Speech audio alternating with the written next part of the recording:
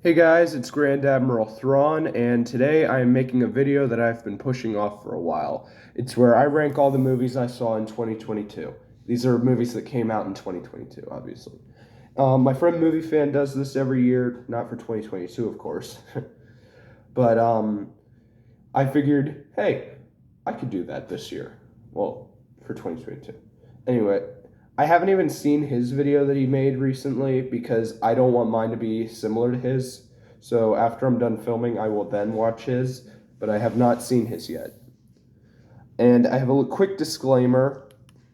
I have not seen Avatar, The Way of Water, or Wakanda Forever yet. And these are both movies I wanted to see. Avatar 2 more than Wakanda Forever. I hear it's good, but I really want to see Avatar 2.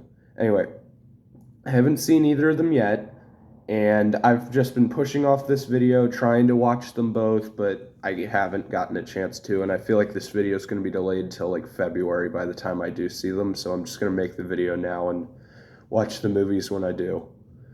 Anyway, there are 27 movies that I have on here, and that's because I'm counting specials like the Guardians of the Galaxy Holiday Special and Werewolf by Night and the Lego Star Wars Summer Vacation Special. That is the main reason why this video has so many movies on it, but let's get on into it. Number 27, the worst movie I saw in 2022 is Me Time. This is a movie on Netflix with Mark Wahlberg and Kevin Hart. And I watched the trailer, I liked the trailer, I watched the movie. It's got like 3 good jokes in it, and they're all the same ones from the trailer. The humor just feels forced. I like Mark Wahlberg and Kevin Hart, and I thought they would have good interactions, which they do have good interactions, but other than that, this movie is terrible. The humor is forced. The story just goes off the rails, and it's just not that good. So it's in the bottom last place for this list. Well, those are my thoughts on it. Okay, number 6, Turning Red. My thoughts on Turning Red. Obviously, this is a movie that I would not be interested in. It just came on, like I was watching a Pixar movie and then this came on, so yeah. Obviously, it's not a movie for me. I'm sure that certain people out there like it, but I obviously don't. So it's very low on my list. And if you like it, good for you, but I clearly don't like it because it's not my type of movie. Number 25, I have Rise. And this movie has great interactions between characters, but since I have so many movies to talk about, certain movies are going to get a short thing, while others will get like maybe a minute long. And I decided for Rise to be one because I don't actually have that much to say about it. It's not a bad movie, but there's not much unique about it, so it's very low. But I still liked it. Number 24, Day Shift. This is a movie that is like Me Time in that it looked better than it actually was. Like, it's got a good story, it's got good actors, but then another thing, like the humor feels forced. The action is at least good in this movie, but the humor feels so forced, and Snoop Dogg, I feel like, was the best part of this movie. Jamie Foxx does a good portrayal. I don't think this movie can have a franchise. Maybe it can get a second movie, but that's about it as far as I see, because I don't know. Although I could be surprised. There are movies out there where the first one's bad, but then the sequels are all good. It's a rare thing, but it's possible. So, yeah.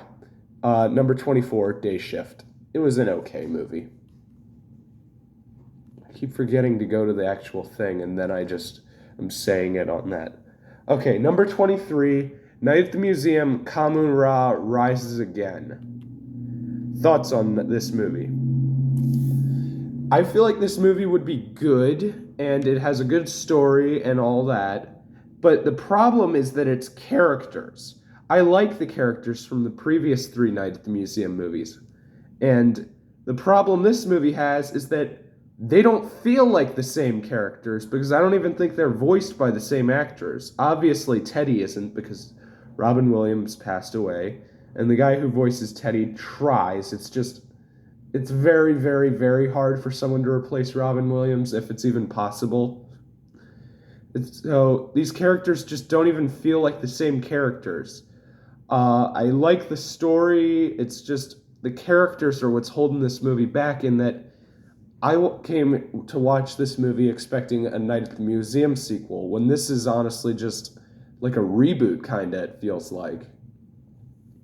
And that's my problem with this movie, and that's why it landed so low on the list.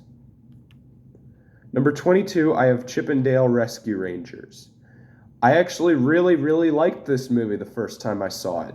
It seemed great, and the characters were great, the humor was great, but my problem is when I watched it a second time, I didn't like it as much. I just thought it was worse.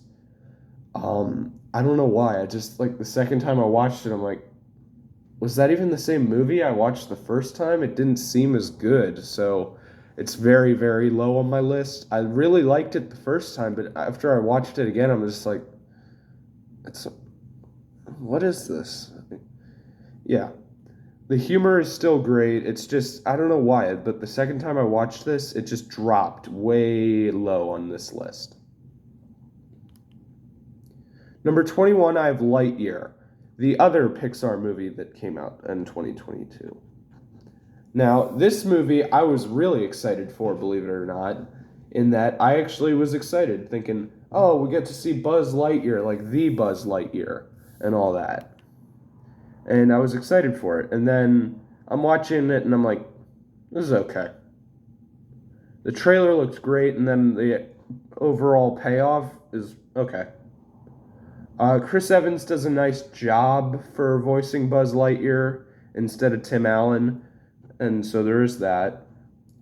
But I don't feel like it's that. It's just that this movie is, well, mediocre. Its plot is plain. Its villain is, that was like a retcon, what they did with Zurg. That was weird with the retconning. I get, like, what they were doing, and that they wanted Buzz to have that arc thing after seeing a future him. It's just Zurg, they retconned it when Zurg's supposed to be his father, and they just changed it. So there's that. Socks the Cat was great. I have nothing wrong with Socks. It's just this movie was not what I was expecting, and that's why it's so low on my list. Okay, disappointments. This movie should honestly be way lower, if not for its story. I like its story. I don't like the movie itself. It has moments that I like about it. Moments. But overall, I do not like this movie. Thor: Love and Thunder, you know why I don't like it. It's got too much humor that just doesn't fit, and it's like overloaded with humor. Every 5 seconds has to be a joke. There isn't a single moment in this movie where it's, hey, let's let this moment breathe, like Ragnarok did. Ragnarok could take a serious moment and let it be serious. This movie can't do that. Like, Jane's cancer. Nope, we're going to make jokes. We're going to make jokes. We're going to make jokes. When Thor and Jane are on the boat, and space dolphins. Yeah, they just keep making jokes. And the whole God scene feels out of place and a waste of a good actor such as Russell Crowe.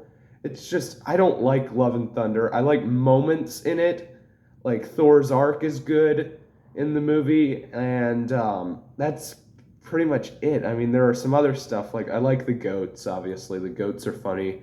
Gore is a great villain, but other than that, I can't think of much that I liked about this movie. And this was this was the movie I was the most excited for 2022. And then, in the payoff, it was a disappointment. It's nothing but a bunch of jokes. And then the worst part is that with it being so many jokes, the real jokes aren't even actually that funny because it's just so many jokes. I feel like the movie itself was a joke. Anyway, that was number 20, Thor: Love and Thunder. I keep doing that. Why do I keep skipping the... You know what? I'm going to keep doing this throughout the thing because I'll forget that my thoughts on are there, so just ignore it. Okay, number 19, Jurassic World Dominion. Another movie I was actually excited for. I like the other two Jurassic Worlds. Yeah, I like the second one. But the third one, I don't know what it was. I still think this movie is okay. It's just, this was a major drop. It feels rushed. I like the returning cast from the Jurassic Parks. But then in this movie, I have a bit of a cough, so if I'm coughing throughout the video, that's why. Anyway, yeah. Like Claire and Owen, I don't know what's up with them in this movie. Like they just don't feel the same as the other two movies, and just the CGI, I don't know why it doesn't seem as good anymore. It just looks a little worse. I don't know why. The plot, like who asked for locusts? No one. In a Jurassic World movie, who wants locust bugs? No one. I still think this movie is okay. Like the first half of it, I don't like, but then the second half I think is good. So I'm kind of mixed on that. The first half is bad, but I think the second half is actually really good. So they kind of cancel out, and in the end, I think it's an okay movie. But overall, it's a good movie, but just not what I was expecting, and a bit of a letdown from that. And yeah, I like the other two Jurassic World movies. I keep doing that. Okay, number 18, Rise of the Teenage Mutant Ninja Turtles, the movie. I was just at home watching stuff on Netflix, and this came up, and I'm like, I got nothing going on, so I put it on. I tried the show once, didn't like it. This movie I actually did really like, and the humor was good. It might have just been a bad episode I watched with the show, because when I was a kid, the 2012 TMNT show, that was my life, basically, when I was a kid. I loved that show. And then this show, I mean, this movie, basically, I'm watching the movie, and I'm like, oh, this is probably going to suck. It's actually funny. The characters have good interactions, and it's a good one. And I do like one other thing that this movie does handle well: time travel. Unlike Turtles 3, Turtles in Time, this movie can handle time travel. I think it's a bit weird that time travel's in it, but they handle it well, and they make jokes in the movie, and it's fun. It's a fun movie, although one thing that's a bit weird is that Leo feels like the Mikey of the team, and that he's the one who goofs off and doesn't take stuff seriously. And I know that's for his character arc of how he's cocky and then he isn't by the end of the movie, but since when is Leo like that? Donnie feels a little left out in this movie. Him and April and Splinter, they all feel left out. Mikey and Raph and Leo are all used, and Casey. But Donnie, April, and Splinter, they just feel like side characters in this movie. But yeah, I don't have much to say about it. It's a good movie that I was surprised by. I did it again. Okay. Number 17, Morbius. This is going to get a lot of controversy. I don't like this movie for the memes. I like it because I like the Venom movies. I just like it as a genuine movie. I'm not saying it's the greatest movie of all time. I'm just saying I like the movie. Like, I'll watch it occasionally. Not like once a month or anything. I'll just watch it if I feel like watching it. And for the people who say that he's a boring main character, he has moments where he tells jokes and acts like a main character. Like when he's walking with Milo, he jokes about, I'm going to slowly crawl away. And like he makes an attempt with humor. And this movie does have good CGI. I think it's believable. And yeah, this movie is just, people hate Jared Leto. I know that. And I feel like people took that hate and were already hating the movie before they even tried it. Although, yes, there are some things about this movie that are cheesy, like the writing is a bit cheesy, but I don't let that affect the movie when I watch it. Even I think it's a bit high on the list, but oh well. I'm not going to spend too much time on Morbius because I got a long list here to get through. So, yeah, that's my thoughts on Morbius. Number 16, I have Uncharted. I had never actually played the Uncharted games, but the movie looked interesting to me, so I understand if you like the games and then you were disappointed by the movie. I totally understand that, but I never played the games, so I wasn't disappointed with the movie. So if you do play the games and then this is a letdown, I can understand why you don't like it, but I actually did like it. I think that there is good interactions between Tom Holland and Mark Wahlberg. I think that the villain is good. I think that the action is good. I think this is just a good Indiana Jones type archaeology movie. I don't know why I included Indiana Jones. Number 15, I have Guardians of the Galaxy, the holiday special. Now, my thoughts on this movie, I did make a review of the movie, so if you want, you can go check that out. It's on my channel. But yeah, I made a review of the movie, so that way, like, if you want to go see that, you don't have to. I'm not repeating myself then if you've already seen my review. So yeah, I'm gonna just skip over this, and if you want my thoughts on it, just go check out my review. Number 14, The Lost City. This movie is actually really good. I was thinking this would just be an okay movie. I thought it was a great movie, actually. Sandra Bullock and Channing Tatum have great interactions. Daniel Radcliffe is an entertaining villain. The only thing I don't like is that when it cuts to like her assistant or her agent, I forget what she was, like that's a little boring because there isn't that much comedy when they're cutting to her and like her looking for them. And I kind of want to get back to the main plot. It's okay though. I don't mind it. This is still a great movie in my mind and greatly cast, and I like how they got these two actors plus a third. Yeah. I'll talk about that more when I get to number 5 though. For now I'm just going to talk about this movie. Like the humor in this movie is actually good and it doesn't feel forced, which is a great thing unlike certain other movies on this list.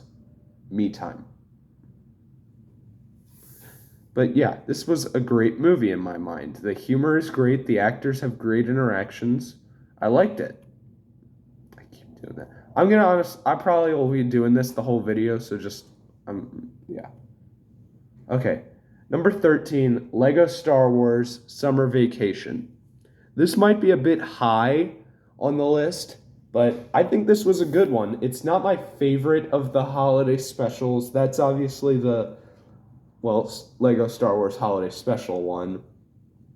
I think it's my second favorite in that I prefer this one over Terrifying Tales. Not that Terrifying Tales is bad, I just think this one's better. And this is the only Star Wars movie on my list this year. Wow. I've never actually really talked about a Star Wars movie on my channel. I've talked about a show, but not a movie. So, yeah. This is a major break point. I like the 3 stories that they tell. Finn has a great lesson that he learns about how just be in the moment and enjoy what time you have, which is a great lesson because your summer flies by like that and you need to enjoy it, which is that Finn realizes that he needs to enjoy time with his friends. Finn I don't even like that much in the sequel trilogy. He's an okay character, but in this I wasn't exactly excited because he was the main character because he's okay in the sequel trilogy. I don't actually hate those movies. But yeah. So in this, he was actually a good main character. And the other stories are all fun. Like the Obi-Wan one, I think is my least favorite. The Vader and Palpatine one on the beach is good. And the Ben Solo one is also good. These are all good. So yeah, I really enjoyed the Lego Star Wars Summer Vacation. Number 12, I have Werewolf by Night. Werewolf by Night was definitely something new from the MCU, and I like that we're getting these like specials now. I'm gonna go back to that one so you can actually see the image. My main problem with this is that Jack. I like Jack, but I don't think he was enough of a main character for me. I felt like Elsa was actually the main character of this movie while I'm watching, special, while I'm watching it. And she actually was more entertaining in my mind. Ted is amazing, though, in this movie. But yeah, Jack was only my main downfall of this movie. I like Jack, but he just didn't feel like he had enough time to shine because I felt like Elsa was actually the one shining in this movie. I still think it It's a great special though. It's major step up for Marvel because this actually shows blood in a fight. Okay, number 11, I have The Gray Man. This is a movie that I actually wanted higher on the list, but I have a bunch of movies on the list. I think this movie has amazing action. It's got great interactions between characters. Um, Chris Evans does a great job in the villain as a villain instead of being Captain America or the Human Torch. So yeah. Ryan Gosling is a great actor. He does good as the main character. And this is just a great action movie that I really enjoyed. The music fits every situation. Yeah, it may be a bit plain, but I still liked it. Number 10, Doctor Strange in the Multiverse of Madness. This was definitely one that I was really excited for after No Way Home, and I still think it was great. Wanda is an amazing villain. Strange has a great arc of realizing how if he doesn't change, he's going to end up like all these other Stranges. The Illuminati, I feel like, was a bit of a waste in that they're just killed off like that. Although they were in other dimensions, in other universes, Illuminati, so that's okay. It was great seeing Patrick Stewart back and Captain Carter in live action and Black Bolt back and all that, and then they're just gone. My main problem with this movie, though, is Mordo, because he was teased at the end of the first Doctor Strange, and he's in the trailer, so I think it's going to be that Mordo, and it's just another universe's Mordo. Yeah. Wanda's motive is good, but it is definitely flawed. Like, it can have so many different ways she could have done this plan, but oh well. It's still a good movie, and yeah, that's all I really have to say. America Chavez is a great new addition to the MCU, so there's that. But yeah, the action is good. It's definitely got like its scary moments as far as MCU goes. Like, this is some new stuff that we're seeing, like Wanda snapping necks and stuff like that. It was a good movie. I did it again. Okay, number 9, Fantastic Beasts: Secrets of Dumbledore. A lot of people don't like the Fantastic Beasts, which I can understand because, well, they are not as good as Harry Potter. I'm clear about that. But I watched them all in order. When I watched the third one, I watched all 3 like that. And I feel like this one is the best of the 3 in that it actually adapts on the characters. Newt in the first movie, he didn't feel like a main character material because we barely knew anything about him. That expands in the second movie, but by this movie, I feel like he's actually a good main character.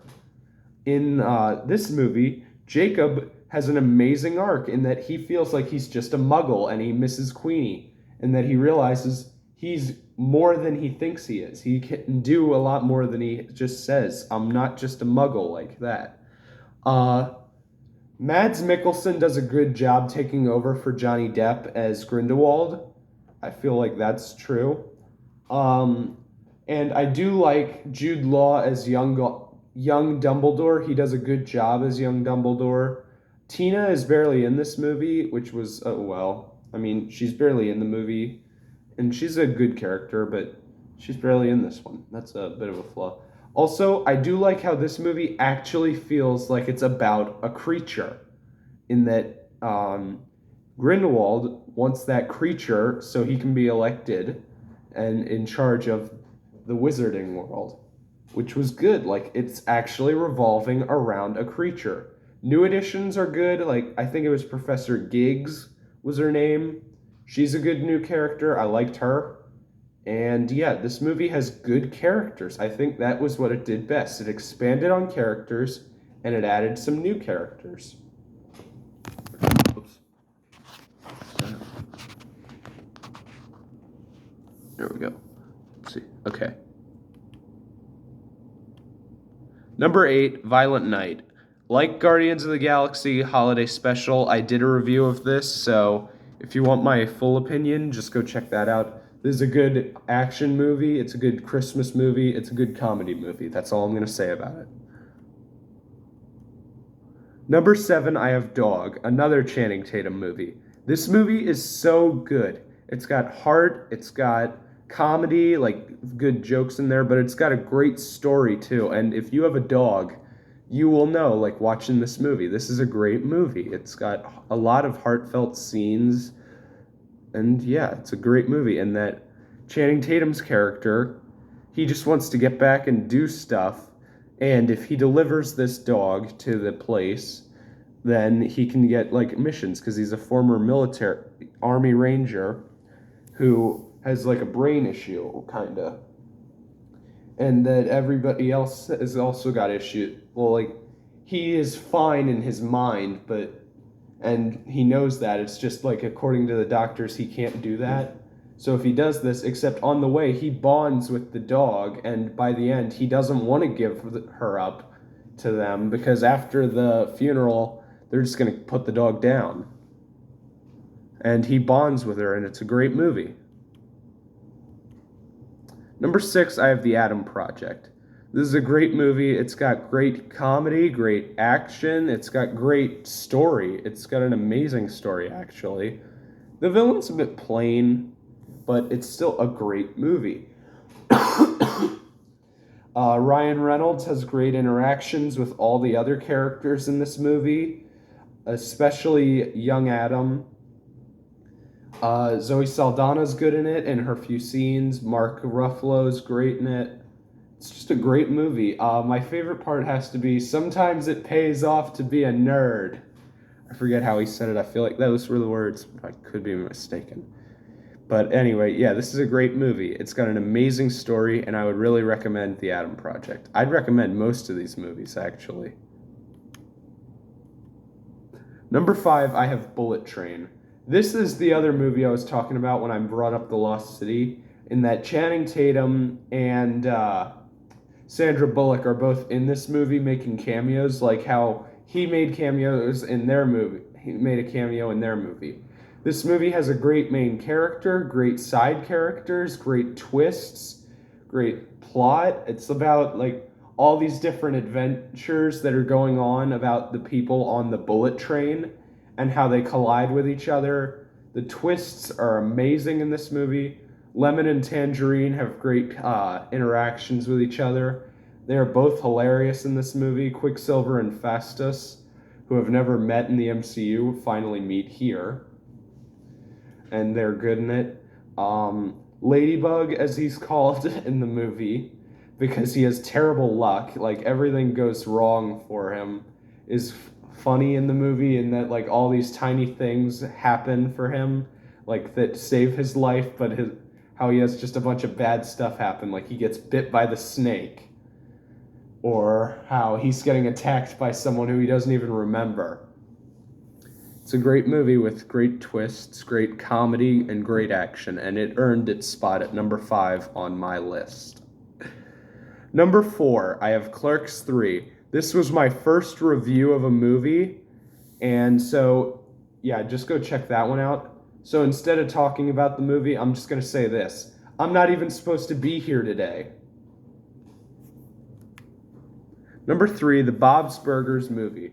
Bob's Burgers is my favorite show out there. I'm a Star Wars guy, but Bob's Burgers is my favorite show. So I was very, very, very excited when I heard they were making a movie of it because I like the Simpsons movie, and this movie was amazing. The characters are great, and it feels just like a really long episode of the show, honestly. You follow the kids who are like trying to solve a murder. Meanwhile, Bob and Linda and Teddy are trying to like make some money selling burgers, even though they don't have a food cart license, so they're trying not to get caught. And it's got amazing humor. It just feels like a really long episode of the show. So yeah, this was a great movie. And it earned its way into number 3. I do have a problem with it, though, in that some characters on the show are just barely in it. Like, for example, Mickey isn't voiced by Bill Hader. It's a small problem. Oh well. I wonder what's going on with Bill Hader because he hasn't voiced Mickey on the show.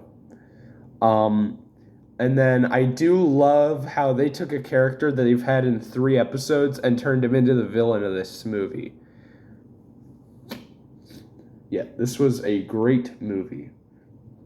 The music songs are good. That's something Bob's Burgers is known for, when it has songs in it.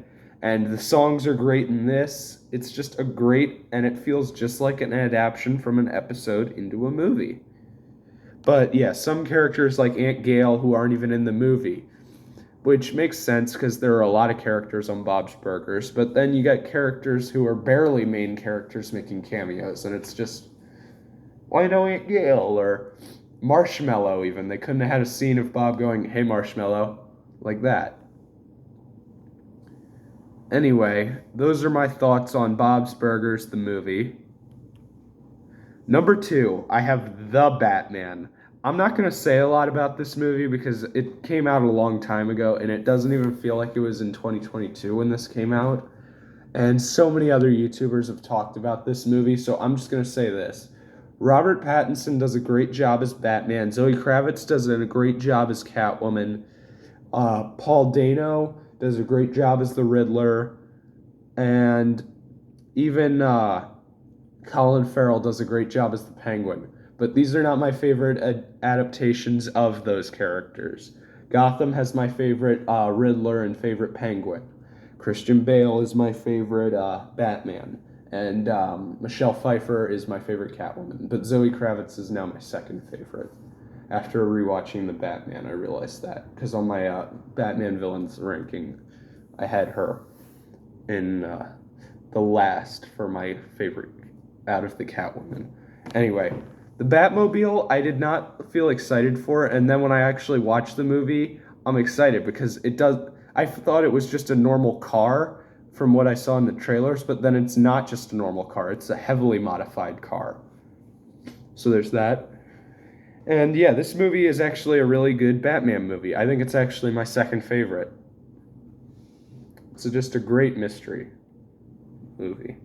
But number 1, my favorite movie that I saw in 2022, Sonic 2. Okay, this movie surprised me the most. I only thought the first Sonic movie was okay. Then I watched this movie and I'm like, that was an amazing movie. Like, Sonic has a great arc in this movie of how he's cocky after his win from the last movie. And he needs to learn, like, how to control his power, and that he is just a kid. Knuckles is great in this movie. He's hilarious. I do feel like Tails is a bit underused in this movie, but oh well. This is mainly about Knuckles and Sonic for him to shine. Jim Carrey, hilarious as always, returns as Robotnik, and I'm sad that he's not going to be in the third Sonic movie now because he's retiring. James Marsden does a good job as Tom, and Maddie is good too, but they're the humans. We're here for Sonic's friends in this movie. This was a great movie. Like, the humor is amazing, the action is good, just the characters are amazing in this movie. This movie was I was the most shocked about this movie. Like, I was gonna watch it, I'm like, okay, this will just be an okay movie. And then when I'm watching it, this movie stood out to me so well in that it is the greatest video game movie ever made. I highly doubt anything will ever beat it, although I am excited for Mortal Kombat 2, the movie. Not Annihilation, but like the new one coming out, the sequel to the 2021 movie. But I'm talking about Sonic 2 right now, not Mortal Kombat. Yeah, this movie is great. Robotnik's return is good, and I like how they even left it up as a mystery that he could still be alive at the end. I can't wait to see Shadow the Hedgehog make an appearance in live action, and then watching Super Sonic in live action was amazing too. This movie was just so good, and it earned its spot in number 1 on my list of ranking 2022 movies.